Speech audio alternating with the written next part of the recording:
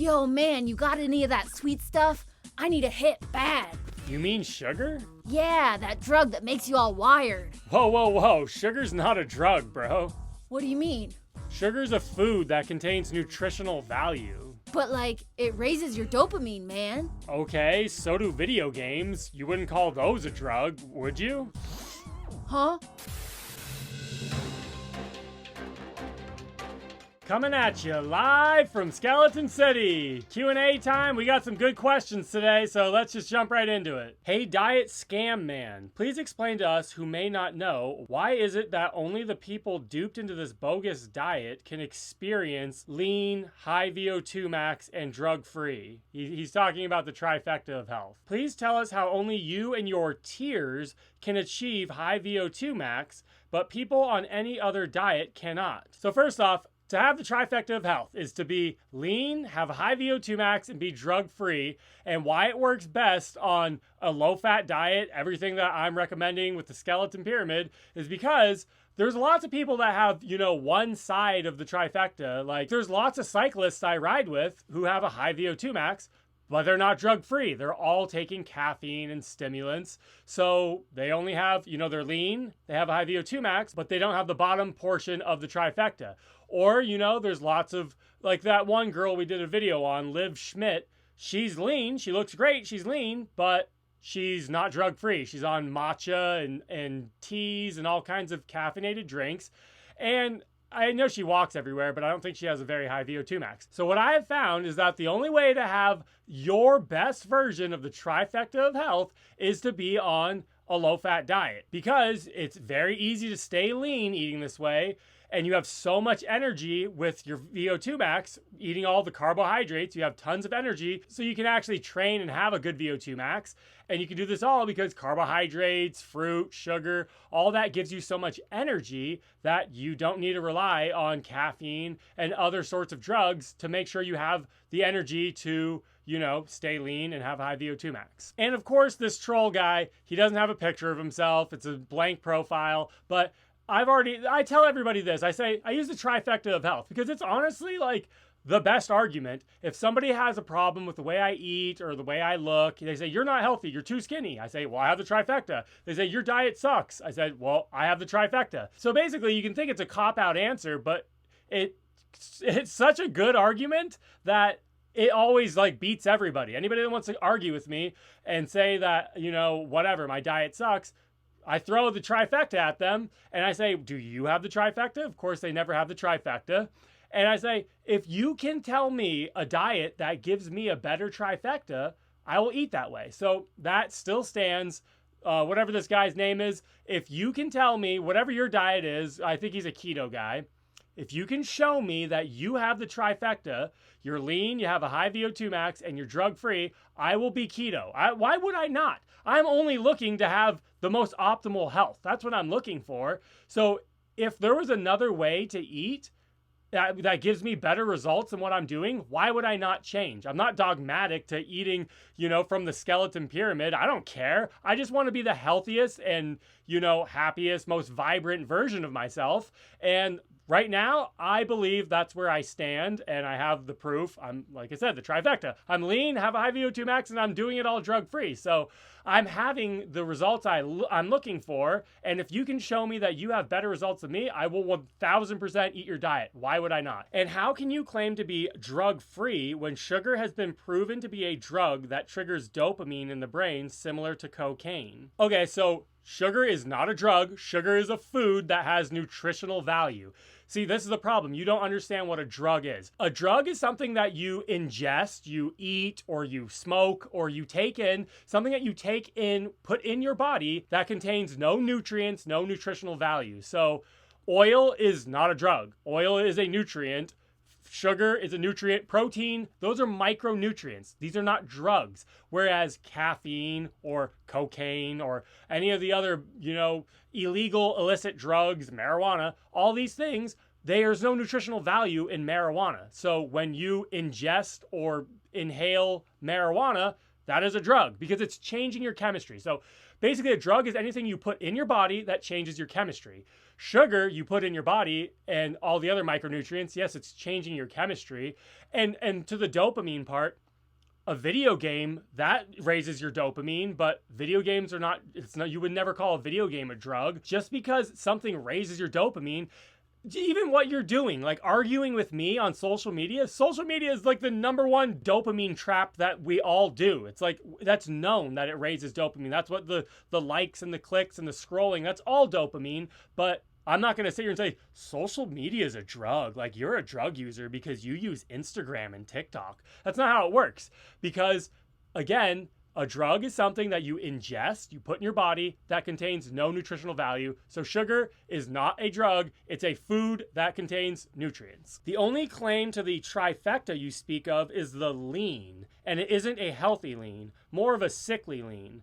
Your eyes are dull, your color is off-putting, and you can't even grow a full beard anymore. So, I mean, obviously this is just your opinion, but I don't think my eyes are dull. Do you think my eyes are dull? I don't think they look dull. I think my eyes are really nice and vibrant. I mean, I don't think there's anything dull. My skin, I think I have a nice glow and a nice little tan going on. I mean, you're half Asian, so like you have kind of a little bit of a tan, but a yellowy, like, that's your olive. Yellow Asian. No, that's like your like olive skin tone. Like, I have pink undertones, you have more yellow undertones. So like, that's just your genetics. I don't think that I have a sickly look to me.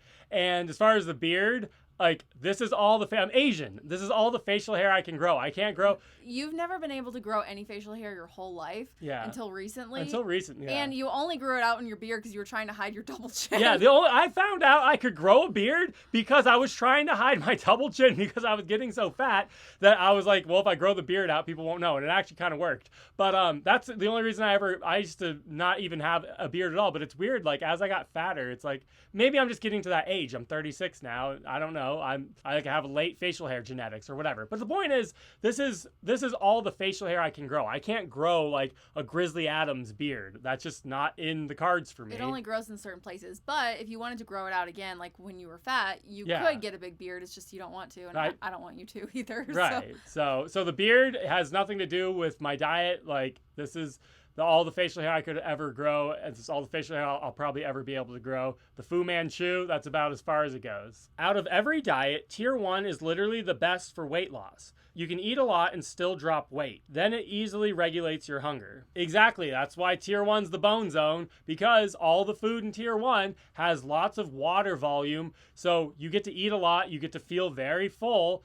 and you feel it gives you tons of energy, you're feeling satiated, and it's just not that many calories in them, so you get to lose weight. That's why Tier 1's the fastest for weight loss. Hey Bone Lord, I recently bought a Garmin Instinct 2 and just started getting into jogging past week. I'm really terrible at it and can't even run half a mile without my muscles on my lower legs fatiguing. Been doing 3 runs/walks to McDonald's per week and averaging 11 minutes a mile. Will I get results doing just 1 run per week, or does it need to be at least 2? Well, actually, this is a good question for Mrs. Skeleton because she just started getting back into running like in February, or when was that? Yeah, I was waiting till I wasn't so heavy because I was running, like we did a 10K and I did a half marathon once a few years back, but since gaining a lot of weight, I have been trying to stay off my feet and just stick to cycling more so. But I just started getting back into running, I think earlier in this year. And I'm doing 2 runs a week right now, but I do walk every single day too. Like, I think we walk like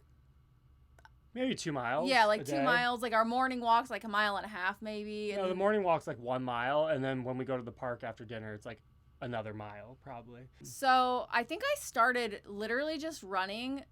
I don't even think I did 1 mile. I don't think it was. I think I started at a half a mile and then just built up. Like, I did that twice, and then each time I would add 0.05. So it would be like 0.55 and then 0.60, 0.65. Yeah. And then Tuesdays and Fridays. So like 2 runs spaced out throughout the week. Yeah, so you can recover and everything. And also, like, it sounds like if you're walking and running to McDonald's and your average pace is 11, you might be, when you're running too fast. Right. Because that sounds like if you're adding in walking, so your running part is probably like an 8 or a 7:30 pace or something. Right. And that sounds really fast for somebody who just got into it. I would just run the whole half mile or mile, whatever you're going to start at, really low mileage.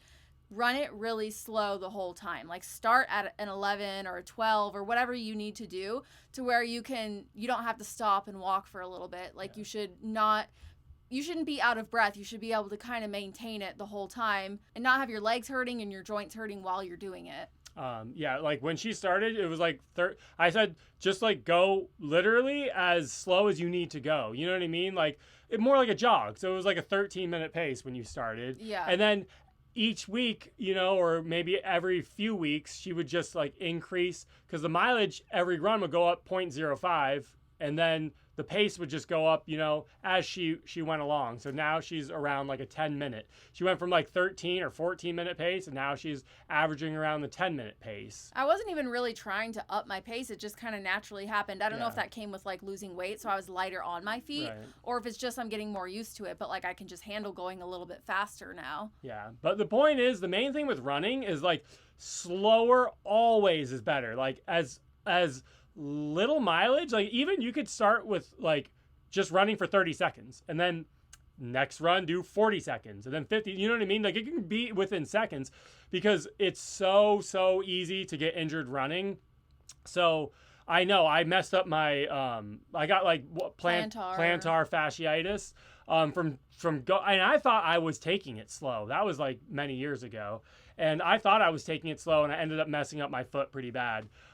So like basically like as little mileage as you can and as slow of pace, and just ease into it. Like whatever you think, even ease into it slower. That would be my biggest tip. The slower the better. And it's kind of like how we talk about with sun exposure, like just less is more. You can always add more on, right, and then just take it up a little bit more, take it a little bit faster, right, and just add on from there. You guys are such a great team. Hey, how's the shoulder? You feeling any pain? Hope all is healing well. So I just had another follow-up appointment yesterday or the day before, and basically, so the doctor told me, so the last follow-up was a month ago. The accident, for those that don't know, if you're new here, I broke my collarbone on June 22nd or something. It was like a few months ago or whatever, or it's August now. So like a month and a half ago, I broke my collarbone. And I had to get surgery. It was like a whole ordeal. But he told me a month ago, when I went for my like month after surgery follow-up, he was like, basically be immobile. And I was trying to ask him, I'm like, well, can I like ride the indoor bike? And he was like, no, I wouldn't be doing anything. Like I'd really just take it easy. But he basically told me to just like chill and do nothing. So we went in yesterday, and he was like, oh, can you lift your arm up in the air? And I was like, no. And I've been like working on it now, but like, I'm like, no, not even. He's like, oh, like, and he was like, have you been like doing the stretches and basically moving it a lot? And I was like, no, I've been kind of immobile. And I'm like, isn't that what I was supposed to do? And he was basically like, you should have been like moving your arm like all day, like 6 times a day or something. And I was like, you literally told me to like be immobile and like baby it, because I was afraid I was gonna, you know, move it around too soon while the bone was trying to heal. So I basically listened to the doctor, and then now he's telling me like I should have been like stretching it and like keeping it like active for the last month. So anyways, now I'm doing the physical therapy stretches every single day. I can like, it's gotten a lot better. That's about as high as I can go until that really hurts right there. But that's about as high I can go. I could probably have gone way higher if I would have actually been like, you know, doing those stretches for the last month. But he thinks there's scar tissue built up in here now from like just staying so immobile and like obviously trying to heal after the surgery, because like with the plate and everything, it's fine and it looks good in the bone, but like there's no reason, he said, why you should not be able to lift it up, other than that you have like too much scar tissue built up and you kind of need to like mush it up. But it's just yeah, because we specifically asked him, we were like, well, he's really active and he wants to make sure that he has full mobility and he can get back to like, you know, being his normal self. So like, can he ride the indoor bike? And he's like, no, I'd stay off that. You don't want to lean. We're like, okay, well, like, what about walking and running? And he was like, I wouldn't be running. And we're like, okay, well, what about swimming? No, I wouldn't be swimming. So it's like, everything was like, no. And now we go back and he's like, you should have been doing that 6 times a day. And it's like, so anyways, it's healing good though. He said the bone's healing great. And, I mean, everything's seems to be fine and normal. I mean, the plate is uncomfortable, but, Yeah, so when do we go back? In another month. Yeah, he wants me to get an MRI because now he's like worried, but I'm like, I don't really necessarily want to go get an MRI and have to like go through all that and like. He's like, you might have torn your rotator cuff. I don't think that's what it is. I think it's probably just like it's just tough and sore. Right, because it's been immobile because I've purposely been babying it. So he like wants me to get an MRI. I'm not sure if I want to do that, but I think I'm just gonna try and keep like doing the physical therapy for the next week or two and see like the mobility is already way better just in the last couple days that I've been stretching it. So I'm probably just going to do that and then reevaluate the MRI. You two are so cute. Very helpful info I can share with friends looking for a low-fat guideline. Thank you. And she's referencing like, because we did the video on T113, but it is really helpful. And like everyone in the comments, because I said, you know, what I'm doing T113, what are you guys doing? And it's crazy that it's so easy to understand. Somebody's like, I'm doing T112, or I'm doing T333, I'm doing T133. So it's like actually the language of like the whole like T dash whatever tier you're on, you know, for breakfast, lunch, dinner. Because it's not so black and white. A lot of people like, are you tier 1 right now? Well, I'm tier 1 for breakfast. Like, not a lot of people are eating the same thing for all 3 meals, so it simplifies it all. Yeah, and it was cool to see everybody like using the T whatever, you know. It's cool. And what she's saying, like, she wants to explain that to her friend that doesn't really understand, you know, how eating a low-fat diet works. If you show anybody, like, it's very, very simplified. She came up with it, but it's so simple. You look at the skeleton pyramid and then you ask them, what tier, you know, I'm doing T1, 2, 3. Tier 1 for breakfast, tier 2 for lunch, tier 3 for dinner. What are you doing? And it's just very easy to communicate like that. And for like noobs that are new to this, I think it's super simple. So yeah. Since 4 weeks on T111, sometimes on the weekend T112, and absolutely thriving. But I need something salty for lunch, so I do a big salad instead of fruit. Funny thing is, my partner is on T333 and also loses weight, but with portion control and drugs like matcha. Yeah, that's how we feel at dinner every night. If we're ever doing like a straight tier 1 day, we still like can't just do fruit all day. It's just too sweet, and like I can do it for breakfast and lunch, but like yeah, I'm just ready for that salty dinner meal at the end of the night. But even you sometimes, like maybe you're exercising or something, sometimes in the middle of the day you'll be like, I think I'm gonna have some pickles, you know? Yeah, or some celery with some sweet salsa or sweet chili sauce or whatever.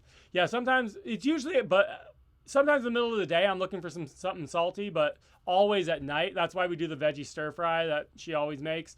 But yeah, just having fruit, you know, when you're in tier 1 and just only fruit, just gets like, I don't know if it's like a flavor thing or your body probably just is craving salt, especially if you're like, you know, more active like I am, like with exercise.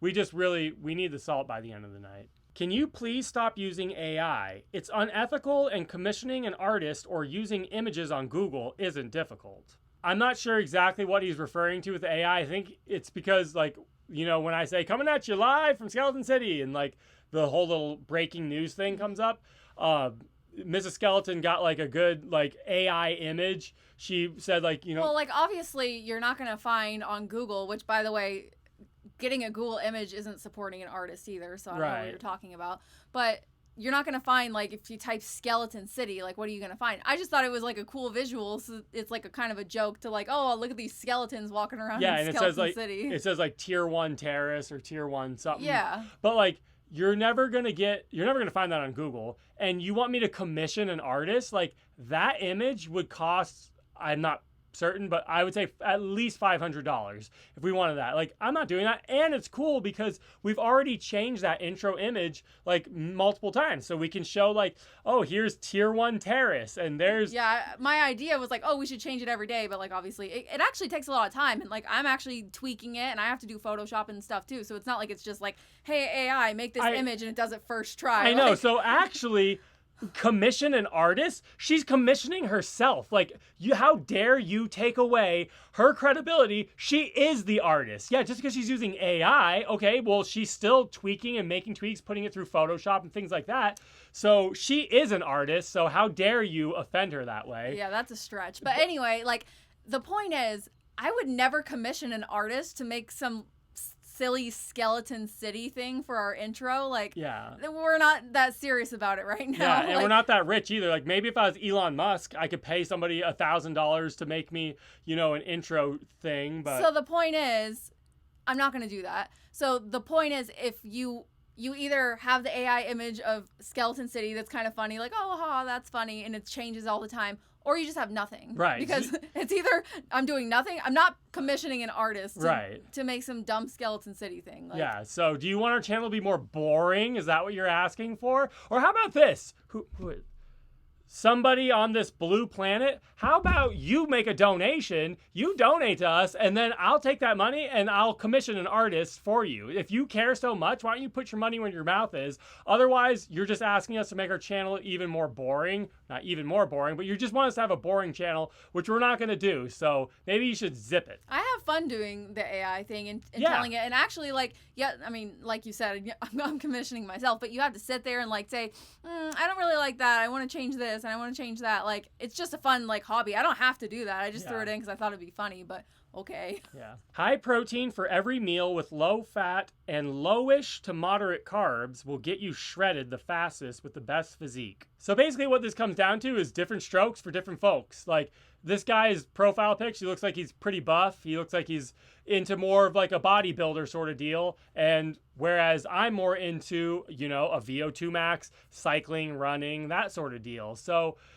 for him, if he can get away with, high protein and low carb, or he said low to moderate carb, I'm not, that's just, again, back to the trifecta of health. I'm looking to be lean, have a high VO2 max, and do it caffeine and drug free. So low to moderate carb would never ever work for me. We're kind of, like you said, it depends on what your goals are. Yeah. But it's kind of the same thing. We're just doing like the opposite. But like protein and carbs are the same calories per gram. Right. So they are interchangeable, but like, are you trying to bulk up? Well, maybe you want to eat more protein than carbs. Right. We're not trying to bulk up. We're trying to slim down and have good fitness. So we're doing more carbs than protein. Right. So it depends. So in the end, it depends on what your goals is. For him, that's working for him. And from his profile picture, the way he looks, I can understand why he would go that route. For us and for anybody else that wants to be, light, I don't like to use the word skinny, but like skinny and light. I mean, there's nothing wrong with using the word skinny. Well, he uses the word shredded, and to me, when I'm thinking shredded, I'm thinking like muscles. Yeah. Right. So you are right. That will get you shredded. Yeah, but shredded really is just low body fat percentage, So I mean, I'm shredded and light. You're shredded and heavier, So different strokes for different folks. Eat in a calorie deficit and you'll lose weight. It's fairly simple. This bloke has a very unhealthy body composition and seems to be promoting an unhealthy diet. I'd look elsewhere for advice. So again, back to the trifecta of health. I don't have an unhealthy body composition. I'm actually a 19 BMI, which is basically the lower end of the healthy BMI. Not that BMI means everything, but I'm actually in a very healthy body composition, and I'm, lean, have a high VO2 max, and I'm drug-free, so I'm very healthy. And I'm doing this on a low-fat diet, but I'm promoting an unhealthy diet.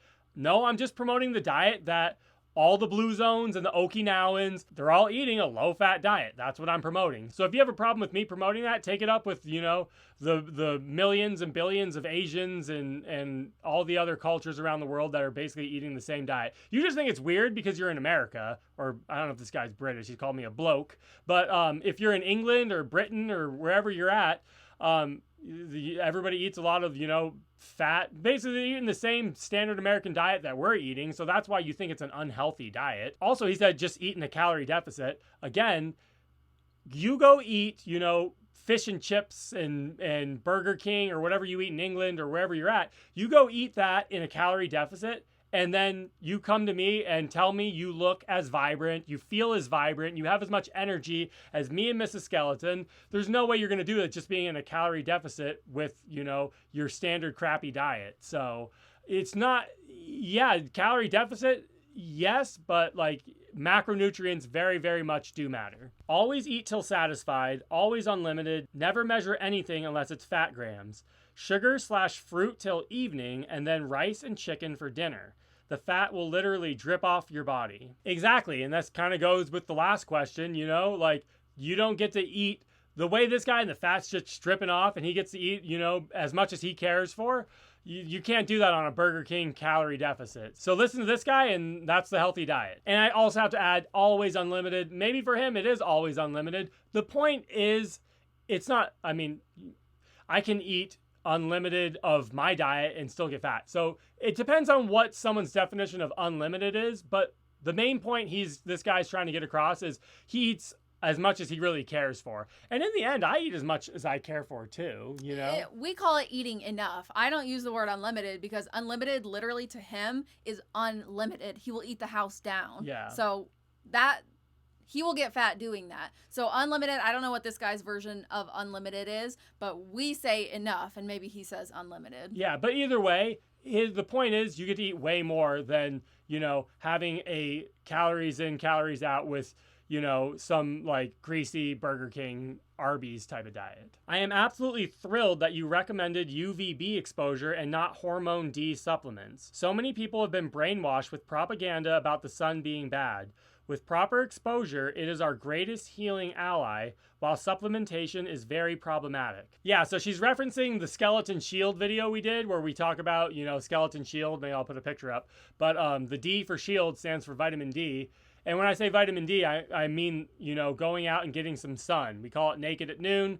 Go out, for anywhere depending on what your skin pigmentation or depending on what your skin tone is, 5 to 20 minutes at noon, will give you lots of benefits, lots of hormonal benefits, and it'll give you your vitamin D because the UVA and UVB are like both working in conjunction with each other. But yeah, I agree with you. Like, I think, not to sound like a crazy conspiracy space cadet, but I think the government has purposely scared us all away from the sun.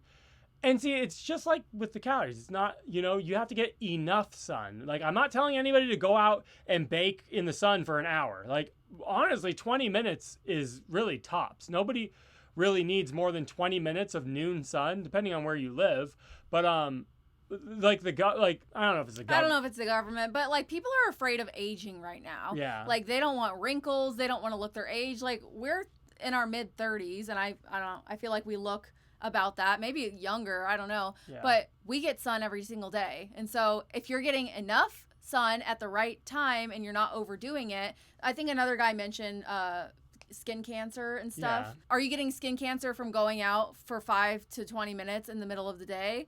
Or are you getting burnt and having peeling skin and being out at times that you shouldn't be for way too long? Right. So again, I don't think that we should be scared of the sun. I use the sun. It's just, helpful in proper dosages. So don't be scared of the sun. Like, don't be not scared of the sun. Understand that the sun is just like anything in life. It's just like anything. Yeah. Don't be afraid of carbs. Eat enough carbs, protein, fat. Like you need a little bit of Right. everything in life to have balance. Right. So doing all of something or none of something is not good either. Right. I don't eat breakfast. Never been a breakfast person most of my life. I'm fasting till 1 p.m. Then I do eat lunch and dinner. T012. So I thought this is funny. T0. I've never heard of tier 0, but yeah, that makes sense. And you know what? Like, for us, we always eat breakfast. Even if it's a light breakfast, we, eat something, but I've never tried to do, like skipping breakfast, like an intermittent fasting sort of deal. But you know what? There's millions of people around the world that do intermittent fasting and they have success with it. So I'm not going to knock it. I've never tried it and I just never really had a reason to try it just because... I'm just usually ready to have breakfast. Like I'm hungry, so we eat. Yeah, like exactly. We don't just eat to eat. Like it's like, okay, yeah, I could use some fruit right now. And usually I try and eat, kind of as soon as I wake up, to get the metabolism started. But sometimes it's not. Sometimes it might be, an hour after I wake up or whatever. Yeah, I mean, if tier 0, 1, 2, if that works for you, keep at it. But so if somebody was like dry fasting, would it be T000? Yeah, T000. If anyone that's dry, well, yeah, I guess. Well, water fast. I think water isn't a tier, right? No, water's just 0. So let us know if you're on T000. Yeah. 40 pounds? Girl, you're going to be channeling Eugenia Cooney at that weight. I know your channel is Skeleton City, but woof, you look fabulous. I would have guessed not more than 10 to 15 at the very most. So she's talking about one of Mrs. Skeleton's TikTok style shorts that we've been posting. Yeah, I mean, she says she still has 40 pounds to lose, but like, is that... Yeah, it's probably accurate. I mean, I don't know. Like, I don't Right. know until I get down there because I haven't been that weight in basically my whole adult life at this point. So I don't know what my weight, I'm only 5'2.5", so that could be 40 pounds, that could be just 30 pounds. I don't know. It's definitely more than 10 or 15. And if she just saw my short, maybe she just saw from my face and maybe the angle that I was, you couldn't see. But like, if she saw my whole body shot, you can tell I still have plenty of fat to lose on my body. Yeah, she carries it in her lower extremities probably more so. Sorry. What? What are you saying? Yeah, I mean, it's not like you have the before picture. You can see, everybody can see where you carry it. But yeah, she carries it a lot in her stomach too. That's where I did too. We both carry a lot of our fat in our stomach. But yeah, I don't know. 40 pounds, 30 pounds, who knows? She's just going to keep going until I don't know. When are you going to keep going? Do you feel good? Definitely 10 more pounds, definitely 15 more pounds. Like, I can just tell, like, I'm too heavy for my weight. Like, I need to be in a normal BMI. I know BMI doesn't matter, but, like, it's a range, and it's usually around the right. So, like, I'm still overweight, obviously. You've seen my body. I'm still overweight. I'm just going to go until I feel like I look good and I feel good. I don't know. She's just going to get to her version of Skeleton City. Yeah. Your wife is hot. After we were just hyper analyzing her and all of her, fat stomach and everything. You carry it all and you're behind. Yeah, well, yeah, she's a very attractive, pretty girl. I agree with you. So thank you. Thank you. Thank you to her. Is there a limit to how much fruit for breakfast? I absolutely love my smoothies for breakfast. I blend in water 7 bananas with whatever berries or dates or other fruit I can get a hold of. I don't drink it all at once and it lasts me a couple of hours. But is this too much? I seem to work very well on it. It's just my evening meal of rice or noodles and veggies that seem to mess things up. I mean, I wouldn't. No, that's kind of like how we eat. Like, we'll make, we don't actually do smoothies lately, but actually the whole way down, we were doing smoothies like almost every morning, either like some, bananas, dates, whatever kind of frozen fruit. We were doing smoothies a lot. But we would do the same thing where we would just make a lot, like we have a Vitamix blender, so like a whole thing full, and then just drink it throughout the morning and afternoon until it's gone, and then have something for dinner. But even though we're not doing smoothies anymore, we'll do the same thing with a big watermelon. We'll eat it throughout the day. So it's not too much. I don't think 7 bananas with your berries or dates. And it sounds, I don't know, I kind of need more details, but it sounds like that runs her through lunch as well. Yeah. So I don't think that's too much. She said she messes it all up with the rice and noodles, and honestly, you're probably right. I don't think that's messing it all up. Well, that's like a T112. Yeah, that's but a really good diet. Yeah, but I don't know. I'm not sure. But the way she's wording it, it sounds like she's in Stall City. Like, she's not like losing the weight, or maybe she's gaining weight, or maybe, I don't know. If she's losing weight, then you're not messing anything up. No. You know what I mean? But the way that she worded it sounds like she's, not able to lose weight, and she's blaming it on the rice and noodles, and that's what I would blame it on first. Well, yeah, because maybe she's just getting to dinner time and she just eats like way too much of the rice and the noodles because it's easy to get it in. Right. Maybe try and have more vegetables to noodles and rice ratio. Like, mostly like our bowls for dinner, like we eat out of these big silver bowls. It's mostly a ton of salad, a ton of steamed veggies, stir fry, and then if we're going to do anything tier 2 or tier 3 with starches or proteins, that's going to be the smaller part of the plate or bowl. So. Yeah. So that's how I did it. I did the video where I talked about spinach and all my oxalates and how I'm giving myself kidney stones. But even spinach or romaine lettuce, whatever. Those Costco salad mixes, they're not just all spinach. It's like, it's spinach, arugula. Yeah, because I couldn't eat that. I don't like spinach enough to do that. But it's a combination of, like different lettuces and greens. And stuff. So it's not just straight spinach. But the point is, like, if you think that the rice and noodles and whatever you're having for dinner is, you're overindulging on those, throw the greens in there. And every bite of, some delicious, starch and protein, then shove in some some oxalates, you know, shove in some greens and shove in some, you know, something that's gonna fill up your stomach. That's kind of like how you eat, but it's funny, even though we're eating like the same thing usually, we're eating it way differently. Like you'll eat your stuff while you shove in like bite for bite. Yeah. I just like only focus on like, I don't know what this is in my brain, but like I just focus on eating all my salad and all my greens first, and then I go to my steamed veggies, and then I'm eating like the yummier stuff or the stuff that might be throwing you off, like noodles or whatever you're eating. I'll eat that last, because then I'm not overeating on it. When you go straight for that and you're eating all that in first, right, like you're getting filled up, or maybe you're not getting filled up and so you're eating more of it. Like I'm eating such a big volume of salad that it's kind of like filling up my stomach, so I feel more full, but then I'm putting that stuff down so you don't eat as much of it. Right. So anyways, I don't think that your 7 bananas smoothie that you eat for breakfast and lunch, I don't think it's too much, but yeah, I'd have to know more. All right, well, we're going to cut it here. So yeah, thanks for all the questions. If you guys have any other questions you want answered, or honestly, even if you leave a comment and it's something that's interesting that we can discuss and divulge further into, leave a comment and I'll try and answer it or talk about it in the next Q&A. So thanks for the comments, thanks for the questions, and until next time, my friends, stay bony.